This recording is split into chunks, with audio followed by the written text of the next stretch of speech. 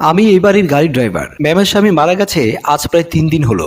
এর মাঝেই ম্যাম আজকে রাতে আমাকে তার সাথে ডিনারে ডেকেছেন, সাথে আনতে বলেছেন কিছু চকলেট। বাসার সামনে এসে দেখি বাড়ির ভেতরে লাইট জ্বলছে, ভেতরের পাতলা পর্দাটা বাতাসের টানে মাঝে মাঝে উড়ছে। পকেট থেকে ফোন বের করে একটা রিং দিলাম ম্যামকে। রিসিভ করতেই ম্যামকে একটু গম্ভীর কণ্ঠে বললাম, আপনার জন্য আপনার বাসার সামনে চলে এসেছি। ম্যাম ফোন কেটে দিয়ে পর্দা সরিয়ে বাইরে তাকিয়েছে আমাকে খুঁজতে। এখন তার পরনে লাল রঙের শাড়ি, কান আর গলা ভর্তি গহনা। আমি বললাম, ম্যাম কেন ডেকেছেন? মেরে ফেলার জন্যই ডেকেছি। সেখানে দাঁড়িয়ে না থেকে কাছে এসো, চলে আসো ভেতরে।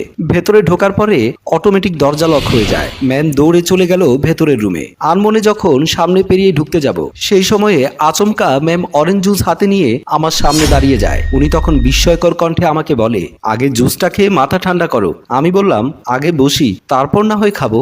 বাহ রিনাজ, তোমাকে আজকে দেখতে একজন সুপুরুষ লাগছে। আমি এই বাড়ির গাড়ি ড্রাইভার। ম্যামের স্বামী মারা